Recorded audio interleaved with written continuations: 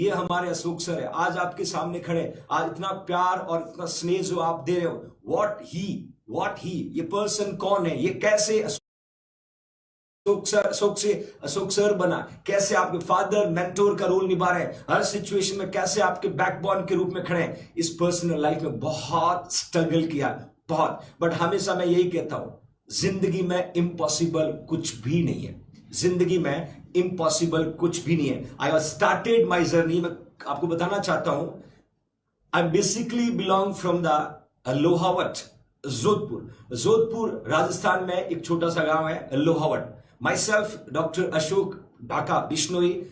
I did my 12th, मैंने अपना जो 12th है government senior secondary school Lohawat से कंप्लीट किया इन 2000। याद रखना 2002 में 2002 में 12th कंप्लीट किया Lohawat government senior secondary school. और 2002 में ऐसा एक्सपोजर नहीं था, इतना एक्सपोजर नहीं था, इतना पता था कि नर्सिंग होता है, that only we know about कि नर्सिंग होता है। देन सर्च करना स्टार्ट किया कि मुझे नर्सिंग करना है। तो एक बार न्यूज़पेपर में देखते देखते मुझे ग्वालियर का एक कॉलेज आपने सुना होगा, CHRI ग्वालियर कैंसर हॉस्पिटल के नाम से फेमस है। और मैंने यहां से जर्नी स्टार्ट की with my true best friend Shri Ram Bishnoi, जो प्रेजेंटली फ्यूचर नर्सिंग ऑफिसर से क्या बन गया, SNO बन गए, सीनियर नर्सिंग ऑफिसर है जोधपुर एम्स में। और दूसरे मेरे साथी चंदाराम CR चौधरी, वो भी सीनियर नर्सिंग ऑफिसर है जोधपुर एम्स में। तीनों की जर्नी स्टार्ट हुई और हम यहाँ गांव से निकले और चले गए ग्वालियर मध्य प्रदेश। और ग्वालियर मध्य प्रदेश में रेलवे स्टेशन के बाहर एक शानदार होटल, वहां रुके और वहां से टेम्पो के द्वारा उस CHRI में पहुंचे और GNM में एडमिशन लिया। और उस समय रियलिटी बताता हूं मैं आपको, GNM में एडमिशन लिया हुआ, belong from the Hindi medium. और एडमिशन लेने के बाद एक बड़ा फियर था, हमें ये नहीं पता था कि 12th के बाद बायो वाले बच्चे BSc नर्सिंग भी कर सकते हैं। वी ओनली नो अबाउट कि नर्सिंग होता है। आफ्टर 2 ईयर पता चला कि GNM की जगह BSc करते तो बेहतर होता, बट स्टेप ले चुके थे। देन 2005 में कैंसर हॉस्पिटल और जय आरोग्य हॉस्पिटल ग्वालियर में ट्रेनिंग करने के बाद 2005 में नर्सिंग कंप्लीट किया, GNM कंप्लीट किया। आई डिड GNM इन 2005। और जैसे ही GNM कंप्लीट किया, आप सभी की तरह सबको हंगर होता है एक नौकरी का, एक जॉब का हंगर होता है। और 2005 के बाद मैं दिल्ली चला गया और जॉब सर्च किया। सर्च करने के बाद लक्ष्मी नगर दिल्ली में और दूसरा विनोद नगर फेज 2 में विमला देवी हॉस्पिटल है, जहां पर मैंने जर्नी स्टार्ट किया। बहुत सारे बच्चे मेरे दिल्ली से जुड़े होंगे, वहां से जर्नी स्टार्ट किया। I was started with 3000 salary. और उस 3000 सैलरी के साथ स्टार्ट करने के बाद में दिल्ली गवर्नमेंट में वैकेंसी आई और उस वैकेंसी में सेलेक्ट होने के बाद LNJP hospital Delhi central government में नौकरी ज्वाइन किया as a central government employ 2005। याद रखना बच्चों, 2005 में। और जर्नी ज्वाइन करने के बाद मैं इमरजेंसी में ड्यूटी करना स्टार्ट किया। बट वो एक पैशन था टीचिंग वाला कि मुझे कुछ अलग करना है, what I will do. Then उसके साथ मैंने, आपको पता होगा ब्यूरो में काम किया जाता है, पेशेंट के घर पे काम किया जाता है। मैं विनोद नगर दिल्ली में रहता था, LNJP में जॉब करता था और साथ में मैंने एक ब्यूरो ज्वाइन किया दिल्ली में। एक जगह है बसंत विहार एक जगह है साउथ दिल्ली में। और वहां पर मैं पेशेंट के घर पे रात को जाता था, लगभग 7 to 8 मंथ वहां पर गया मैं एज ए नर्सिंग केयर में पेशेंट के घर पे जाता था। 6 आवर हॉस्पिटल ड्यूटी, खुद खाना बनाना, फिर पेशेंट के घर पे जाना, फिर पेशेंट का ट्रीटमेंट करना, रात भर वहां रुकना, सुबह वापस आना। आपको पता है कि दिल्ली की बस की जो जर्नी है, it's too much tough. But करते करते 2 ईयर कंप्लीट किया। बिकॉज GNM करने के बाद उस समय यदि आपको पोस्ट बेसिक BSc नर्सिंग करना है तो 2 साल का गैप कंपलसरी था। 2 ईयर का गैप जो था वो कंपलसरी था और उस गैप को पूरा किया दिल्ली गवर्नमेंट के साथ। और जैसे ही 2 ईयर कंप्लीट हुए, ऑलमोस्ट लगभग 60 से 70 हजार रुपए इकट्ठे हो गए थे ब्यूरो और जॉब को मिला करके। Then I decided we decided कि अब फर्दर स्टडी करना है, जॉब तो बाद में और मिल जाएगी। देन वहां से क्विट किया और वहां से हम पहुंच गए कॉलेज को सर्च करते करते महाराष्ट्र। महाराष्ट्र में एक जगह है वर्धा, और वर्धा में एक जगह है सावंगी, जहां एक कॉलेज है SRMM कॉलेज ऑफ नर्सिंग। उस कॉलेज ने बहुत कुछ दिया है और वहां एडमिशन लिया पोस्ट बेसिक BSc नर्सिंग में, और 2 साल लगातार हार्डवर्क किया MUHS के अंडर में, और 2009 में successfully post basic BSc nursing complete हुआ। Post basic BSc nursing complete हुआ और 2009 में post basic BSc nursing complete होते समय ग्वालियर एक विजिट हुआ, और ग्वालियर विजिट होने के बाद ग्वालियर में एक बहुत बड़ा इंस्टीट्यूट अभी डेवलप हो गया। और मैं मेरे आदरणीय जो सुनील कुमार सिंह राठौर सर, उनका शुक्रिया अदा करता हूं।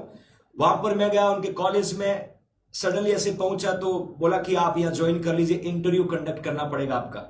मेरा पोस्ट बेसिक एग्जाम नहीं हुआ था। आई वेंट देयर, सर ने मुझे बुलाया, सर ने पूछा कि कहां से आपने स्टडी किया। मैंने कहा सर महाराष्ट्र से, MUHS के अंडर में। अच्छा, आपको इस कॉलेज में ज्वाइन करना होगा। मैं बिल्कुल सर, मैं रेडी हूं, कोई इश्यू नहीं है।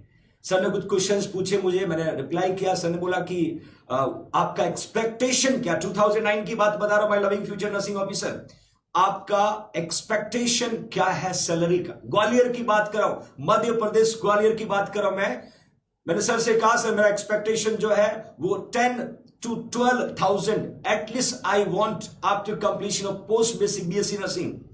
सर ने बोला इतना सैलरी हम ग्वालियर में किसी को नहीं देते। मैंने कहा सर ये मेरा एक्सपेक्टेशन है, यदि नहीं देते it's okay, because I have confident on my self कि मैं इस लायक हूं। हमेशा खुद पे भरोसा रखिएगा। द सर टोल्ड मी कि सर आप वेट करिएगे, 10-15 मिनट आप वेट करिएंगे, हम प्रिंसिपल के साथ डिस्कस करके आपको बताना चाहते हैं। 15 मिनट बाद सर ने बुलाया, बोला कि हम आप सैलरी के साथ एग्री है, बट एक शर्त है, आपको आज ही ज्वाइन करना पड़ेगा, आप लीव लेके जा सकते हो पोस्ट बेसिक कंप्लीट करने। बिल्कुल मैं एग्री हुआ। सर ने अपॉइंटमेंट लेटर दिया, मैंने वहां पर ज्वाइन किया और मैं वापस पोस्ट बेसिक BSc के प्रैक्टिकल देने महाराष्ट्र गया, और 1 जनवरी 2009 टीचिंग की जर्नी स्टार्ट की from JINR Gwalior. JINR Gwalior 1 जनवरी 2009 को एज ए टीचर वहां पर ज्वाइन किया, और मेरा सपना था टीचर बनने का, वो वहां से स्टार्ट हुआ। और सबसे खुशी की बात बताता हूं कि जैसे ही मैंने 1 जनवरी को वहां पर ज्वाइन किया तो एज ए प्रिंसिपल और एज ए डायरेक्टर दोनों ने मुझे बुलाया, पूछा कि कौन सा सब्जेक्ट पढ़ाओगे आप। मैंने कहा सर जो भी आप देंगे, I will be ready to teach every subject which is coming in your nursing profession. तो सर ने बोला कि आपको BSc नर्सिंग 4th ईयर का क्लास कोऑर्डिनेटर बनाया जाएगा। आप सोच सकते हो BSc नर्सिंग 4th ईयर सबके प्यारे स्टूडेंट होते हैं, उनकी मर्जी के अकॉर्डिंग वो आते हैं, उनकी मर्जी के अकॉर्डिंग वो क्लास में बैठते हैं, उनकी मर्जी के अकॉर्डिंग वो टीचर को रिस्पॉन्ड करते हैं।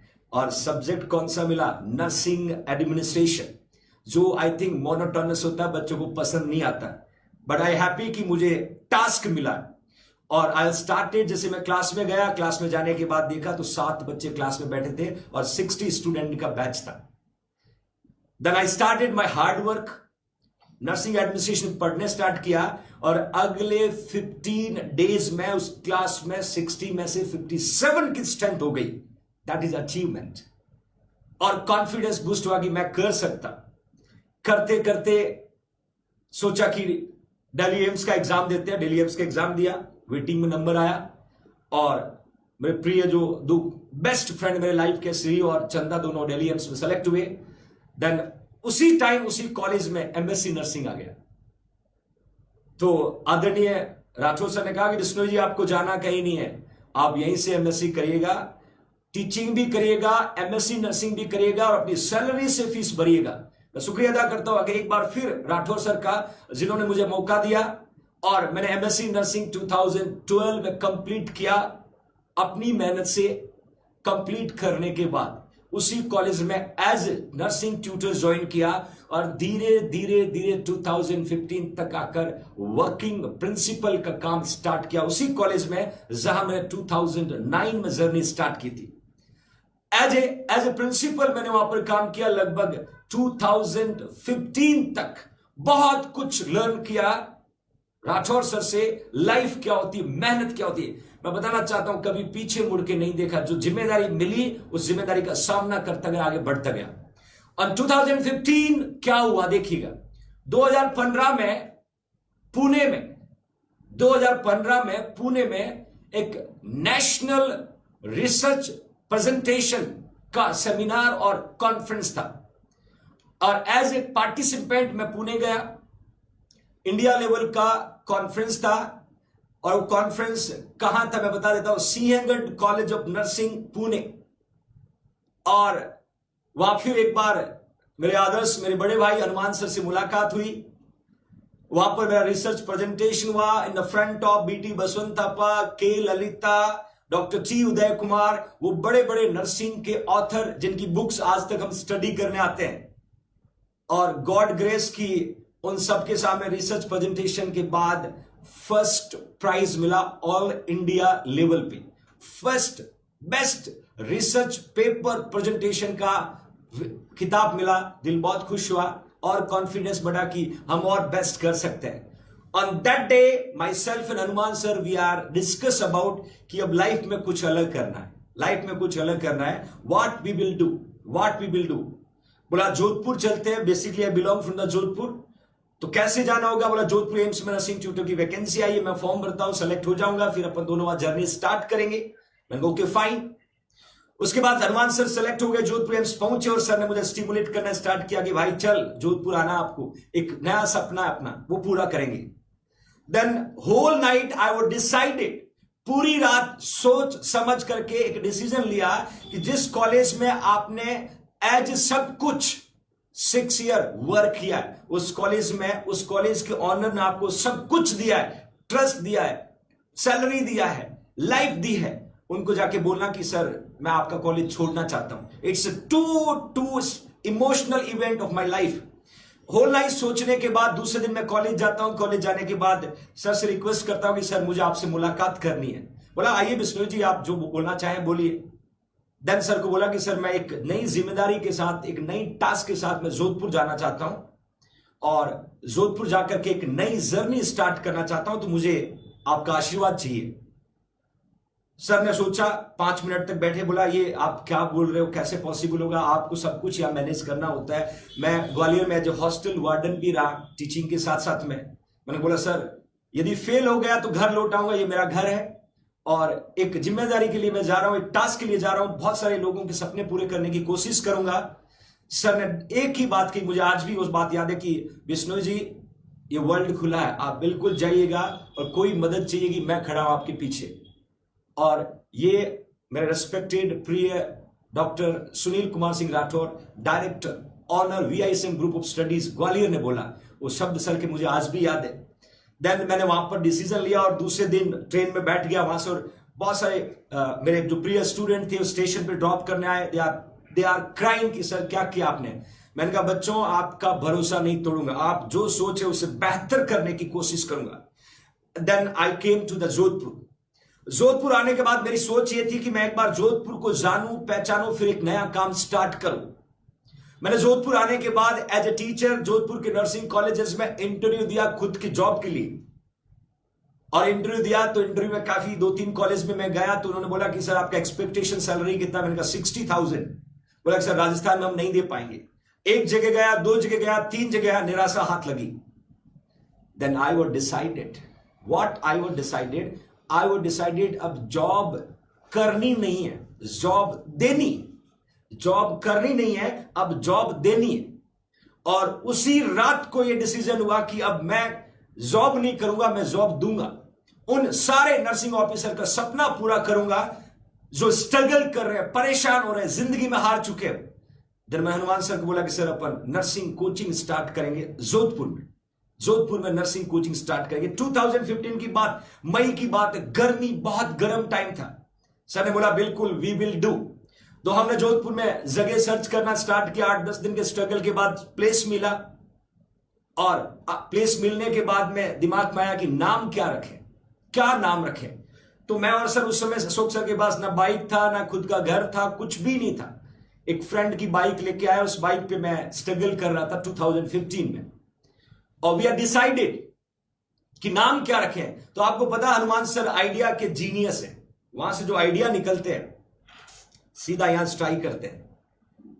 और सर ने बोला नाम रखते Jodhpur institute of nursing care. मैंने कहा बहुत बढ़िया है, जोधपुर का नाम भी अच्छा होगा, अपने को फ्यूचर में कॉलेज ओपन करना तो जोधपुर इंस्टीट्यूट ऑफ नर्सिंग, बहुत शानदार है, बहुत शानदार नाम। और ये नाम हमने बाइक पे चलते चलते डिसाइड किया और फाइनल कर लिया।